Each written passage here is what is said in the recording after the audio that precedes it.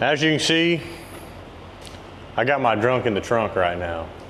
I've been living in this thing. In the trunk. Drunk in the trunk, junk in the trunk, same thing. Oh, we got the Lando bicep push-up right there. Look at that. Had to, gotta make them proud.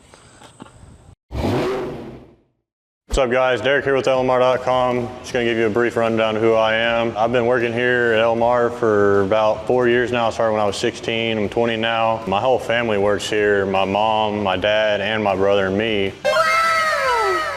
This is my 2016 Mustang GT here. We bought it wrecked. We wanted a car that we can do HPDE events with and just kind of get our own project going. We went and looked at a few cars in DFW area in San Antonio that were already like rebuilt from previous owners. They were pretty rough and we were like, man, we really want something where we can start from the ground and work our way up. So this was bought back from the original owner. They tried to fix it up, but they couldn't figure out there was wiring problems. The dash was lit up like a Christmas tree. It was in the front end collision right here. So it got some of the radiator. It was mainly in this front half upper portion. So it kind of got in the intake area and stuff like that. So the bumper and the driver's side fender got messed up pretty bad. It came with GT350 fenders. They were in all right condition. We wanted to try something new. So we put these on here. We don't know if we're gonna sell them for sure. They're just kind of a test run. Same thing with the hood, but we do offer this bumper. It's a GT350 bumper for 15 to 17. It fits pretty good for an aftermarket bumper. It's not gonna be perfect. No aftermarket bumper that's not OEM is gonna be perfect, but it's not bad for what it is. The guys that we bought it from put a 3-row SV radiator in it and did a few other things that we didn't really like. So we put a new overflow tank on it. It didn't have a washer reservoir. We put that on there. There was some bracketry down in here that we filmed video for earlier that was not on there. It's like a headlight brace bracket. So we welded those on, got them painted, did some of that stuff up in here. We got a new AC condenser and we got a stock air box on there because we just wanted to get the car running right and make sure everything was good. It did come with the JLT catch can. So on the wiring side of it, we were having problems programming the SCCM and the PSCM, which is the steering column control module and the power steering control module. They weren't communicating, which was part of the CAN bus system. There was a CAN bus wire that was right up in here. It's right behind the air box, right here, this wire. There were 2 wires that were smashed and cut off right here, not allowing those to communicate. And we did the networking test and stuff and we found that. Once we got that back together, we had the steering wheel controls back and it was just like, bam, it's back to normal now, it's crazy. The wiring harness back up in here was smushed from the crash and we just got some electrical tape, fixed that up, and just kind of re-went over all the wires, just make sure they're all good and no other ones were broken. The hood latch got messed up, we replaced that. We still have to wire in the connector right here. They soldered it together to make sure that the car was thinking the hood was closed. We got to replace the hood latch cable.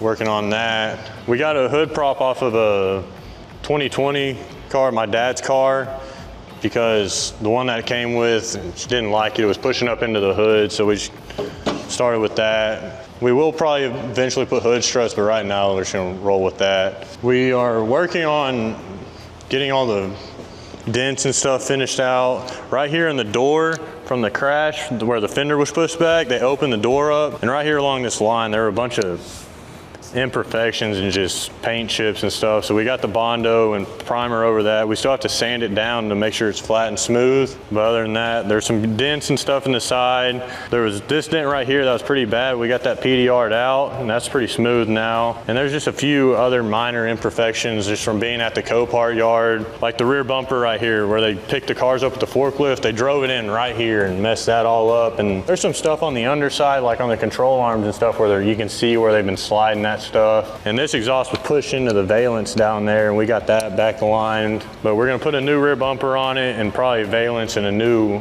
catback just to refresh all that and make sure none of it's all messed up. Other than that, I mean, the car was filthy when we first got it. Like it'd been sitting outside for 2 years plus, just outside with the windows down, I think too, some. And the interior, as you can see, is just nasty. We still have to clean all that up. But we got the steering column trim off. We put a new SCCM in it because we thought that was the reason it wasn't communicating, but it wasn't. It was just that wire.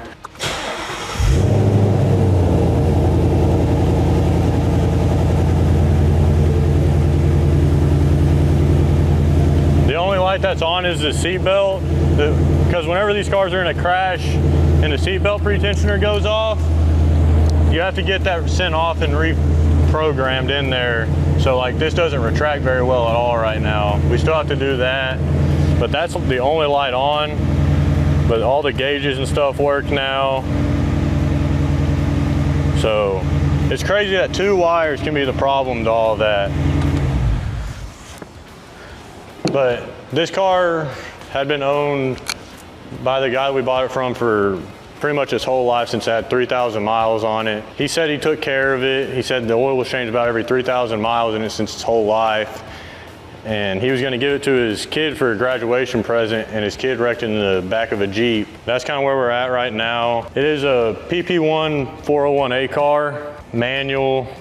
We just wanted to do HPDE events with it mainly. It's gonna be driven on the street some, but mainly on the track. Just try to figure out what we might need to bring in on our website and just what will work best for this car.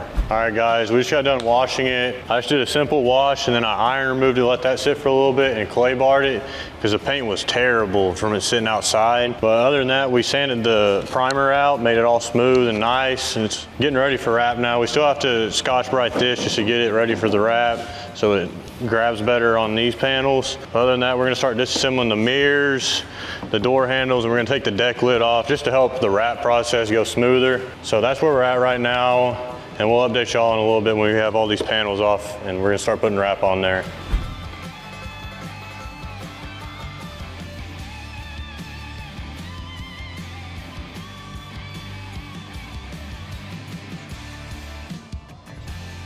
You're live, big dog. All right. No, I'm just kidding.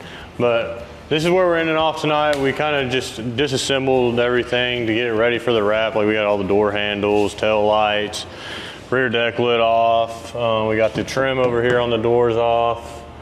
We got the fenders unbolted, but they're just sitting there right now. We're just gonna take them off and wrap them. And then we got the mirrors off too, gas cap. We already had the rocker moldings off, so I mean, we're pretty much getting there. We're just gonna do a quick wipe down of every panel before we go to wrap them to get all the oils and stuff off. We do still have to Scotch-Brite this stuff, but we'll get that done tomorrow too. But other than that, that's kind of where we're at right now. It's a mess right now. There's stuff everywhere, but it'll all come together.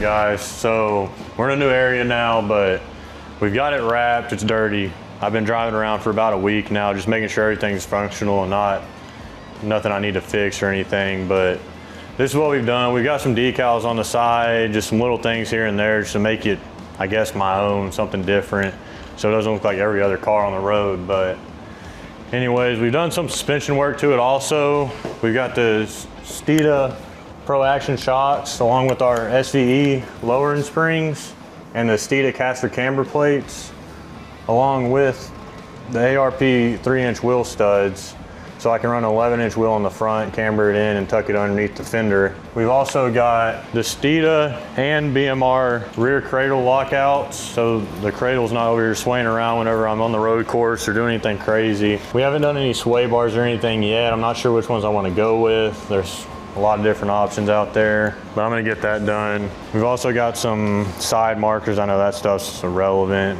Clear tail lights. We just got some little black decals here and there, like right here in the license plate area. We've also done the tow hooks. There's a hole back in here so we can screw a rear tow hook in, and we have one up front too in the bumper. Something of our own that we've been working on, but you can get all that suspension stuff on our website. We're gonna test it out and see how it goes. I don't think we have any of this on any of our cars yet, so hopefully it works good and we don't have any problems with it. But these rotors were replaced right before the owner before me wrecked it, so we're just gonna run them right now. I know drilled is not the best for road course since they will crack once they get super hot, but that's just what I'm working with right now. I'm not gonna replace them yet. We are having a problem with the throttle body sticking kind of at idle, but it works at wide open throttle, so that's all that matters. The pollen down here in Texas has been bad recently, so it's got a nice yellow tint to it. But that's about where we're at right now. We cleaned up the inside, and we also got the seatbelt sent off to get the pre-tensioner reset, so it's not throwing the airbag code anymore, so we don't have any codes on the dash at all. They're all clear. And I just left the rear seat out.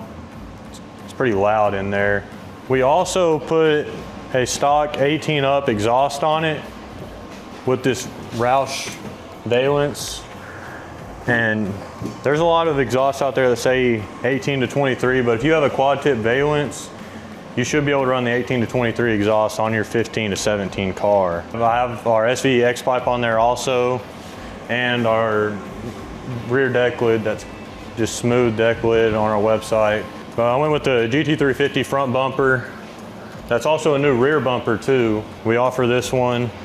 It's the 15 to 17 premium style. I just cut the rear bottom off to put this valence on there. And we cut the holes out for the sensors. I can't remember what size that is, but just use a unibit and bore it out. We were test fitting these fenders. They're not perfect, but for an aftermarket fender, it's not terrible. I mean, you can't expect too much. If you're going for an OEM style, you'd expect a little better, but something this cheap, you can't complain.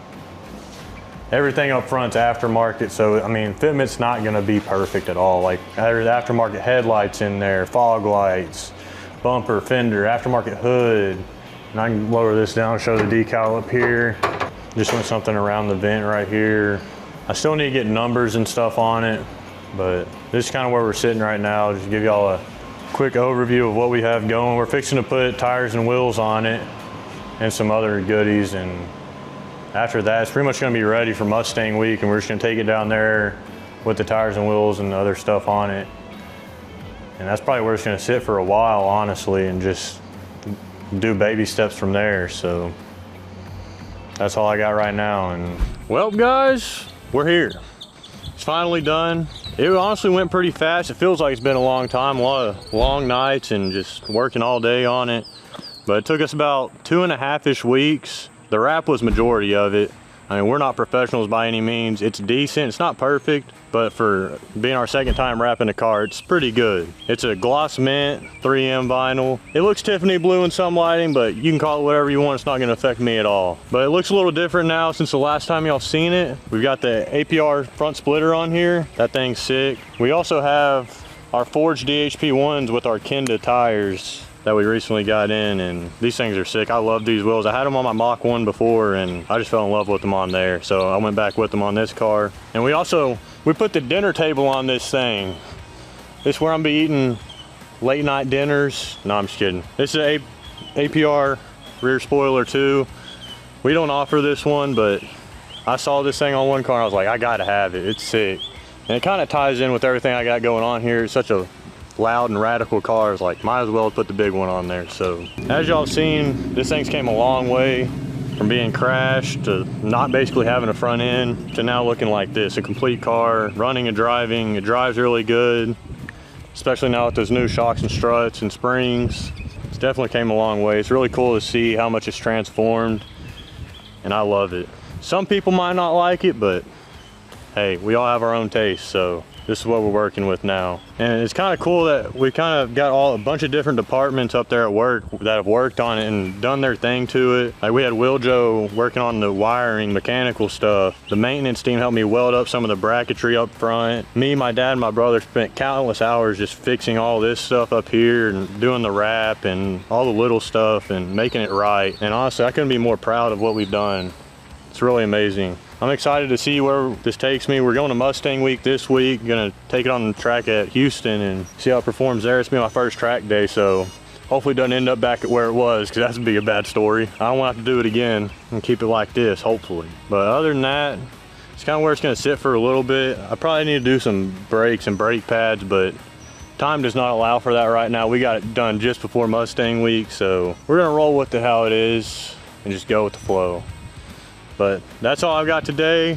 Make sure to like, subscribe, and drop a comment down below if y'all want to see more videos like this. For all things S550, keep it right here with the Real Enthusiast, LMR.com.